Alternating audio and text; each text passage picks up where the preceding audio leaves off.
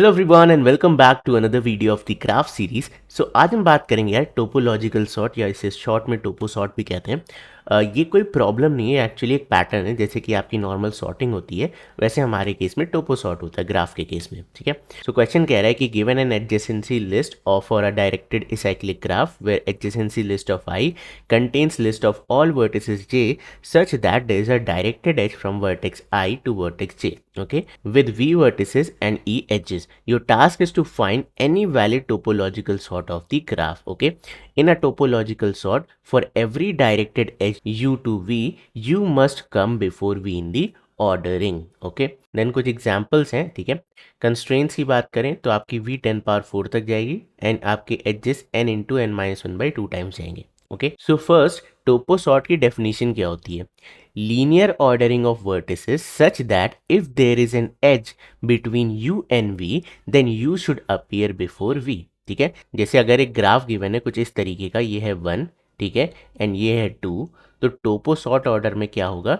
टोपो sort order में आप print करोगे 1, 2, मतलब 1 अपीयर्स बिफोर 2, क्योंकि एक डायरेक्टेड एज गई है 1 से 2 पे, तो ऑब्वियसली 1 को 2 से पहले अपीयर होना पड़ेगा। अब यहाँ पे आप खेल सकते हो, प्ले अराउंड कर सकते हो। जैसे यहाँ पे आ गया 3, यानी कि 3 शुड अपीयर बिफोर 1, तो आप कह सकते हो 3 should appear before 1 and 1 should appear before 2, तो this is also a valid order. ठीक है, तो इसे हम कहते हैं टोपो सॉर्ट ऑर्डर।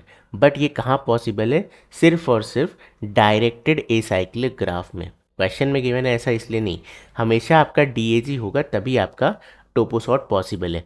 अब ये क्यों पॉसिबल है इसे मैं अभी प्रूव करता हूँ। ठीक है, कुछ एग्जाम्पल लेते हैं। जैसे यहाँ पे है 1 से 2, 2 से 3, ओके, तो आप 1 से 2 पे जा सकते हो, 2 से 3 पे जा सकते हो, मतलब there is an edge from 1 to 2, then 1 should appear before 2, तो 1 2 से पहले आ गया।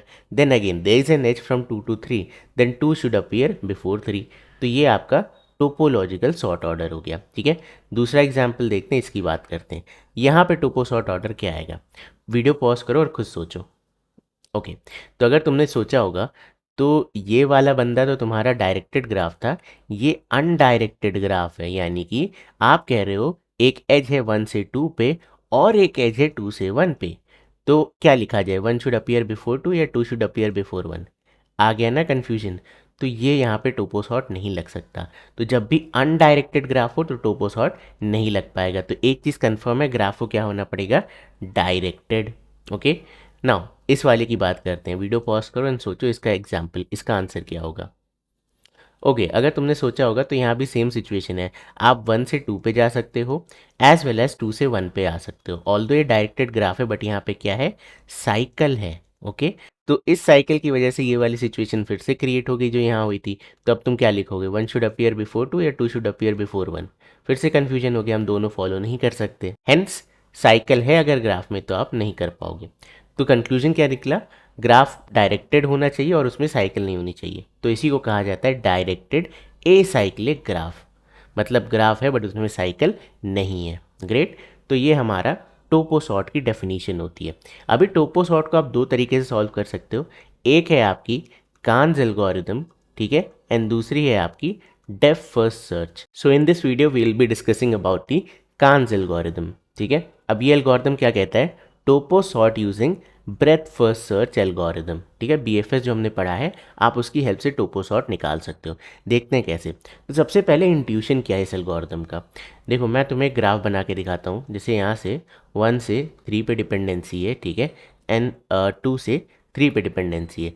तो ये दो चीज़ें कह रही हैं, कह रहे हैं 1 से एक एज जा रही है 3 पे, 2 से एक एज जा रही है 3 पे। कान्स एल्गोरिदम क्या कहती है कि इंट्यूशन बहुत सिंपल है, क्योंकि 3 पे कुछ इनकमिंग एजेस आ रही हैं तो पहले मुझे उस इनकमिंग एज को सॉल्व करना पड़ेगा। Because by definition Toppo sort कहता है अगर u से v पे एक एज आ रही है तो आप पहले u को प्रिंट करो उसके बाद v को प्रिंट करो। तो सेम इंट्यूशन यहाँ पे भी है, क्योंकि 1 से 3 पे एक एज आ रही है तो हम क्या करेंगे? पहले 1 वाले को सॉल्व करके इस एज को रिमूव कर देंगे और फिर चेक करेंगे क्या 3 में और कोई एज तो नहीं आ रही। जैसे इस केस में आप देखो 1 से एज जा रही थी 3 पे, तो हमने पहले 1 को सॉल्व किया, इस एज को कंप्लीटली रिमूव कर दिया, तो ये एज हो गई रिमूव। ठीक है, अब आप देखो 3 को सॉल्व करने से पहले आपको 2 को सॉल्व करना पड़ेगा, बिकॉज अभी भी एक इनकमिंग एज है। तो हम कहेंगे यार ठीक है इस इनकमिंग एज को सॉल्व करते हैं, तो हमने पहले 2 के लिए सॉल्व कर दिया, फिर इस एज को हटा दिया। करेक्ट, तो अब 2 भी सॉल्व हो गया, 1 भी सॉल्व हो गया, 3 पे अब और कोई डिपेंडेंसी बची ही नहीं है। हमें पता है कि 3 पे जिस जिस की भी एज आ रही थी वो हमने पहले ही लिख लिया है या वो हमने पहले ही सॉल्व कर लिया है। तो फाइनली आप 3 को यहाँ लिख सकते हो। तो ये इंट्यूशन होती है कान्स एल्गोरिथम की, ठीक है। So for all u to v pairs solve u first and then solve for v, ठीक है। Solve u and t before solving v. तो ये इंट्यूशन हम यूज़ करते हैं ना। मैंने एक टर्म का यहाँ पे यूज़ किया कि इनकमिंग एजेस, ठीक है। इनकमिंग एजेस को डायरेक्टेड ग्राफ में क्या कहा जाता है, इन डिग्री, ठीक है। This is already explain in prior videos of the graph series, आप जाके उसे चेक कर सकते हो। ओके चलो now let's solve this question. Okay so ये वाला ग्राफ लेते हैं एग्जाम्पल में। ये मेरे पास ग्राफ है, ये इसकी एडजेसेंसी लिस्ट है। अब ऑब्वियसली हम BFS यूज़ करेंगे, तो यहाँ पे क्या होना चाहिए, क्यू डेटा स्ट्रक्चर। एंड इसके साथ मैंने आपसे कहा कि हम इनकमिंग एजेस निकालेंगे, तो हमें एक ऐसा एरे चाहिए जो हमें बताएगा कि कितनी इन डिग्री है। तो सबसे पहला टास्क आपके पास क्या है, आपको फाइंड करना है इस ग्राफ में कितनी नोड्स हैं और उतने साइज़ का आपको एक एरे बनाना है। जैसे कि इस ग्राफ में 1 2 3 4 5 6 नोड्स हैं, तो 6 साइज़ का एक एरे बना लो। अब इसमें हम इन डिग्री निकालेंगे। तो इनिशियली आपकी सारी वैल्यू क्या है, 0, ठीक है। इन डिग्री मतलब आपको इनकमिंग एजेस कैलकुलेट करनी है। तो अपनी एडजेसेंसी लिस्ट को आइट्रेट करते हैं। तो पहली वैल्यू है यहाँ पे 0 और 0 से 0 आउटगोइंग एजेस हैं, ठीक है। तो कोई बात नहीं, नेक्स्ट चलते हैं, 1 की बात करते हैं। 1 के नेबर्स हैं 3, इसका मतलब 1 से एक आउटगोइंग एज जा रही 3 पे, 1 से एक आउटगोइंग एज जा रही 3 पे। इन अदर वर्ड्स हम कह सकते हैं 3 पे एक इनकमिंग एज आ रही है, करेक्ट। तो यहाँ पे आप 3 पे जाओ, 3 पे जाओ एंड कर दो +1। समझ में आया इंट्यूशन। तो फिर से देखते हैं, 2 से 3 पे जा रही है तो आप 3 पे जाओ, अगेन डू +1, ठीक है। देन 3 से कोई एज नहीं है, 4 के नेबर्स है 0 एंड 1, तो एक इनकमिंग आ गई आपकी 0 पे, एक इनकमिंग आ गई आपकी 1 पे, ठीक है। देन यहाँ से 5 से अगेन 0 एंड 2, तो 0 पे एक और इनकमिंग आ गई एंड 2 पे एक और इनकमिंग आ गई। तो मेरा इन डिग्री मैं क्लीन करके लिखता हूँ। ओके तो मैंने इन डिग्री बना ली। अब आपके मन में एक डाउट आ रहा होगा, भैया हम BFS लगाने वाले हैं, हम विजिटेड का यूज़ क्यों नहीं कर रहे, ठीक है। तो यहाँ पे बड़ा इंटरेस्टिंग कॉन्सेप्ट है, अभी मैं आपको समझाऊंगा। इसको सॉल्व करते हैं इन दी प्रोसेस में आपको बताऊंगा कि विजिटेड आप यूज़ कर रहे हो, एक्चुअली इनडायरेक्टली कर रहे हो, ठीक है। मतलब कोई नोड विजिट आप कब कर रहे हो, जब उसकी इन डिग्री 0 हो जा रही है, ऐसा, ठीक है। चलो देखते हैं। तो इस एरे की बात करते हैं।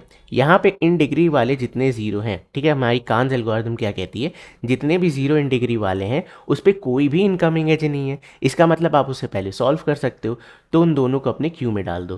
तो मैंने 4 एंड 5 को अपने क्यू में इंसर्ट कर दिया, ठीक है, क्योंकि इन पे कोई डिपेंडेंसी नहीं है, आप इसे इजीली सॉल्व कर सकते हो ना। और कोई 0 वाला है नहीं, तो अब अपना normal breath first search algorithm लगाते हैं। BFS क्या कहता है, पहली नोड को निकालो, 4 को निकाला, इसे अपने रिजल्ट में ऐड कर दिया। Let's say this is our result, तो 4 को ऐड कर दिया। अब 4 के नेबर्स पे चलते हैं। 4 का एक नेबर है 0, तो आप 0 पे जाओ और आप कह सकते हो क्योंकि आपने 4 को सॉल्व कर दिया मतलब 4 वाली नोड को डिलीट कर दिया, ठीक है। तो डिलीशन का क्या मतलब है, एक ये एज गायब, एक ये एज गायब। तो हम इसके नेबर्स पे जाएंगे, हम कहेंगे यार 0, तुम पे जो इन डिग्री जो इनकमिंग एज आ रही थी 4 से, उसको -1 कर लो, ठीक है। तो 2 - 1 इज़ 1। एंड सिमिलरली आप 1 पे जाओ, ठीक है, 1 पे जाओ एंड इसकी भी एज को क्या कर लो, -1। नाउ यहाँ पे इंटरेस्टिंग क्या है, 0 वाली नोड पे अभी भी एक और इनकमिंग एज है, तो डिपेंडेंसी है, अभी उससे सॉल्व नहीं कर सकते। बट 1 वाली की इन डिग्री 0 हो चुकी, मतलब अब उस पर कोई इनकमिंग एज नहीं है। आप देखो 1 पे कोई भी इनकमिंग एज नहीं है, आउटगोइंग है, इनकमिंग नहीं है। तो हम 1 को क्या करेंगे, क्यू में इंसर्ट कर देंगे, ठीक है। तो जैसे ही इन डिग्री 0 हो आप क्यू में इंसर्ट कर दो, डन। अब 4 के और कोई नेबर है नहीं, चलो 5 के लिए सॉल्व करते हैं, ठीक है। Let's remove 5 from our queue, print it. अब हम आएंगे 5 के नेबर्स पे। 5 का पहला नेबर क्या है, 0, तो आप 0 पे जाओ, इन डिग्री कर दो -1। क्योंकि इन डिग्री हो गई 0, इसका मतलब 0 वाली नोड भी फ्री हो गई, ठीक है, ये वाली नोड भी फ्री हो गई, ये वाली, ठीक है। क्योंकि हमने 5 को रिमूव किया तो ऑब्वियसली ये एज भी गायब एंड ये एज भी गायब। तो आप देखो 0 पे अब कोई इनकमिंग एज नहीं है, ठीक है। चलो 5 के दूसरे नेबर पे चलते हैं, दैट इज 2, ठीक है। तो हम आ जाएंगे 2 पे और हम कहेंगे इसकी इन डिग्री को कर दो -1, ठीक है। अब क्योंकि इन डिग्री फिर से हो गई 0, तो हम कह सकते हैं 2 भी हमारा क्या आ जाएगा, क्यू में आ जाएगा, ठीक है। तो अब 5 के और कोई नेबर है नहीं, so we are done. Next चलते हैं, नेक्स्ट वैल्यू है क्यू में 1, तो 1 को रिमूव किया, 1 को यहाँ प्रिंट किया। अब 1 वाली को डिलीट करते हैं अपने ग्राफ से। तो क्योंकि 1 डिलीट हुआ तो उसके नेबर्स पे जाने वाली एज भी डिलीट होगी। तो 1 से एज जा रही है 3 पे, ठीक है। तो आप 3 पे जाओ, इन डिग्री को कर दो -1। ये एज खत्म, बट 3 पे अभी भी एक और इनकमिंग है, तो हम 3 को भी इंसर्ट नहीं करेंगे क्यू में, ठीक है। 1 के और कोई नेबर है? No, 1 is also done. Next चलते हैं, नेक्स्ट वैल्यू है 0।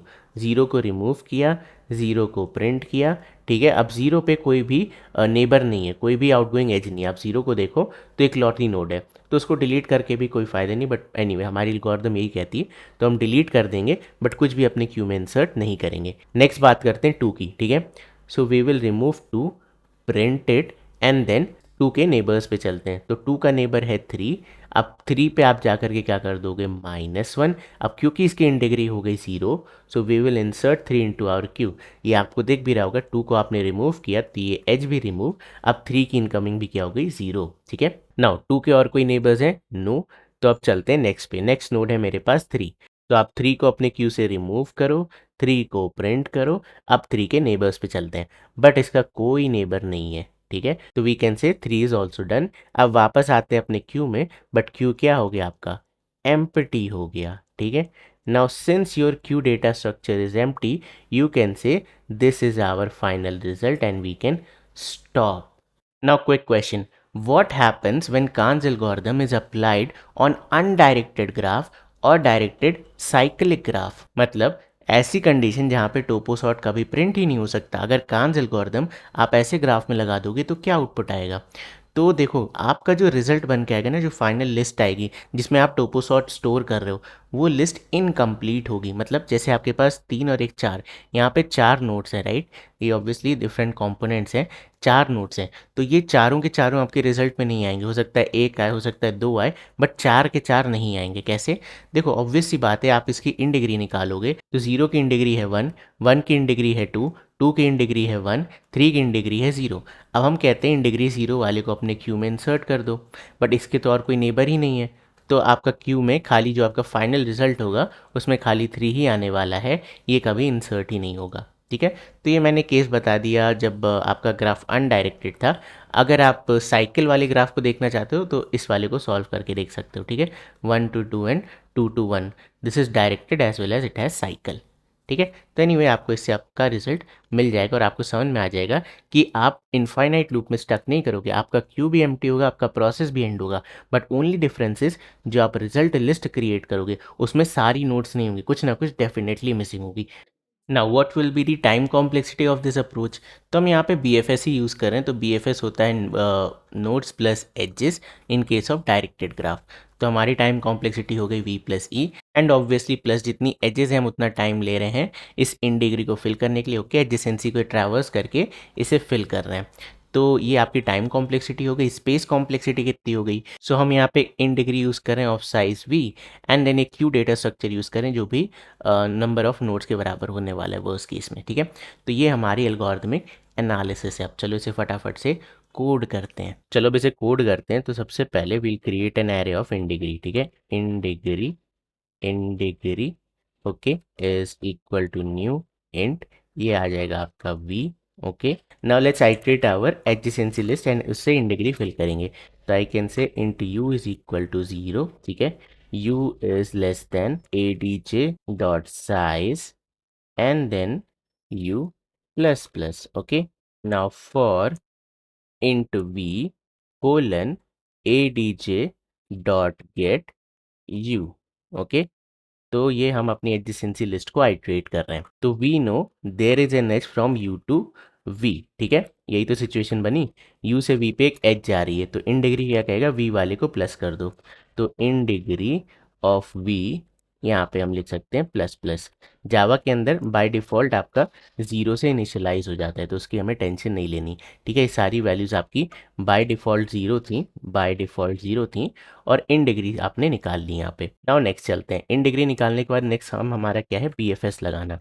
तो let's create a queue data structure. ये आ गया queue is equal to new linked list, okay. Queue आपका इंटरफेस होता है और उसकी कोई भी इंप्लीमेंटिंग क्लास नहीं है जो क्यू के नाम से हो, इसलिए हम यहाँ पे लिंक लिस्ट यूज़ कर रहे हैं, ओके। सो सबसे पहले आपको क्या करना है? जितने भी 0 इन डिग्री वाले हैं उसे अपने क्यू में इंसर्ट करना है। तो I can say int i is equal to 0, i is equal to 0, i is less than V and then i plus plus, ठीक है। अब जिसकी भी इन डिग्री 0 है, if in degree of i equals है 0 के, तो आप क्या करोगे, queue dot of i, okay, जिसकी जिसकी भी इन डिग्री 0 है उसे अपने क्यू में इंसर्ट कर दो। ये है second operation. Now let's apply Cannes algorithm. तो सबसे पहले अपना रिजल्ट क्रिएट कर लेते हैं।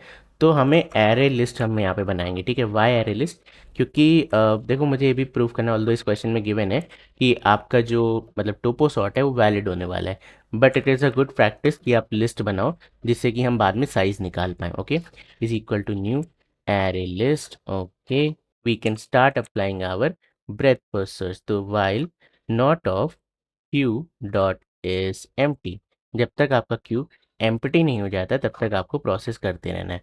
अब प्रोसेस क्या है, सबसे पहले अपने नोड को पोल कर लो, node is equal to q dot poll, okay, इसे अपने रिजल्ट में ऐड कर लो, रिजल्ट डॉट ऐड, इधर आ गया आपका नोड, ओके। नाउ इसके नेबर्स पे चलते हैं और उनकी इन डिग्री को विजिट करते हैं।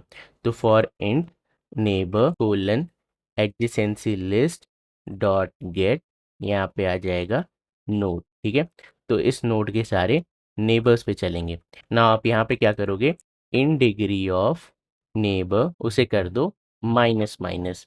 अब इन डिग्री कम करने के बाद अगर इन डिग्री हो जाती है 0, if in degree of neighbour equal 0, तो इसे क्या कर दो, अपने क्यू में ऐड कर दो, queue dot offer neighbour. Now इस क्यू के प्रोसेस को एंड कर देंगे। Now we can create our answer, int answer, okay, is equal to new int, यहाँ पे आ जाएगा आपकी साइज v, ठीक है, and then we can say for int I is equal to 0, I is less than v, and then I plus plus, यहाँ पे आप जा कर के आंसर ऑफ I में स्टोर कर लो अपने रिजल्ट डॉट गेट I को, ठीक है, and then we can return this array. Okay, ये आपका आंसर हो गया, ठीक है। तो ये है हमारा इंटायर टोपो सॉर्ट का कोड। सबसे पहले हमने क्या किया, एडजेसेंसी लिस्ट को आइट्रेट करके इन डिग्री निकाली। इन डिग्री निकालने के बाद हमने क्या किया, जितने भी इन डिग्री 0 वाले थे उसे अपने क्यू में ऐड किया। उसके बाद क्या किया, यहाँ पे कान्स एल्गोरिथम लगाई, मतलब सबसे पहले अपने नोड से पोल करो, रिजल्ट में ऐड कर लो, फिर उनके नेबर्स पे जाके उसकी इन डिग्री को कम कर दो। जैसे ही इन डिग्री होती है 0, हम उसे अपने क्यू में ऐड कर देंगे एंड प्रोसेस को कंटिन्यू करते रहेंगे। नाउ वाइल लूप खत्म तो आपका हो गई, क्योंकि आप हर बार क्या कर रहे हो, नोड को पोल कर रहे हो। जैसे ही आपका वाइल लूप खत्म मतलब क्यू एम्प्टी हो गया, हम यहाँ आकर के इसे कन्वर्ट कर लेंगे एक इंटीजर एरे में, क्योंकि हमें क्वेश्चन में गिवन है इंटीजर एरे। अभी मैं इसे रन कराता हूँ, उसके बाद आपको बताऊंगा वो वाला कोड ऐड करना है जिसके लिए मैंने ये लिस्ट बनाई है। तो let's compile it, hopefully it should work. Output 1 and 1 1 क्यों आ रहा है भाई, ये क्या नाटक है। Output 1 explanation, the output 1 denotes that the order is valid. अच्छा, ओके, बड़ा इनोवेटिव वे लेके आए, टोपो सॉर्ट नहीं प्रिंट कर रहे, ये मैच कर रहे हैं, अगर सही बैठ रहा है तो 1 रिटर्न कर रहे हैं। Great, and it should pass. Great, चलो अब ये वाला पार्ट डिस्कस करते हैं, ठीक है। मान लो हमारा ग्राफ डायरेक्टेड हो या फिर उसमें साइकिल हो, तो आप कैसे पता करोगे। देखो बहुत सिंपल चीज़ है, आपका जो फाइनल रिजल्ट आ रहा है उसमें उतनी नोट्स नहीं होंगे जितने आपके टोपो सॉर्ट में होनी चाहिए। तो I can say if result dot size, ठीक है, जो भी साइज आ रहा है टोपो सॉर्ट का, if that is not equal to V, V मतलब जितनी गिवन नोट्स हैं, इसका मतलब topo sort was not possible. तो you can return somewhat like empty array और समथिंग, ठीक है। तो ये ऑल्दो इस क्वेश्चन में रिक्वायर्ड नहीं, क्योंकि क्वेश्चन में कहा गया कि आपका जो टोपो सॉर्ट है, मतलब जो ग्राफ है, वो हमेशा टोपो सॉर्ट फॉर्म करेगा। बट कई बार आपको ऐसे क्वेश्चंस मिलेंगे जहाँ पे आपको स्पेसिफिकली ये चेक करना होगा कि टोपो सॉर्ट है या नहीं है, मतलब कोई ऐसा डायरेक्टेड ग्राफ तो नहीं है जिसमें साइकिल हो, क्योंकि अगर साइकिल है डायरेक्टेड ग्राफ में मतलब वो क्या है, टोपो सॉर्ट फॉर्म नहीं कर सकता। ग्रेट, चलो अब इसे कंपाइल करा लेते हैं। बढ़िया, now let's try to submit it. Anyway it won't make any difference because ये पर्टिकुलर लाइन ये चेक ही नहीं कर रहे इस कोड में, but it is a good practice, तो मैंने आपको यहीं पे बता दिया। ओके, सो बस यार ये था आज की वीडियो में। आई होप तुम्हें आज की वीडियो पसंद आई होगी। अरे रुको रुको रुको, अगर तुम्हें आज की वीडियो पसंद आई है तो आगे और ऐसे लेक्चर्स देखने के लिए प्लीज़ इस वीडियो को लाइक करो, चैनल को सब्सक्राइब करो। आपके सब्सक्रिप्शन से हमें बहुत हेल्प होती है। सो मैं मिलता हूँ आपसे बहुत जल्द नेक्स्ट वीडियो में, तब तक के लिए bye bye, take care and thanks for supporting.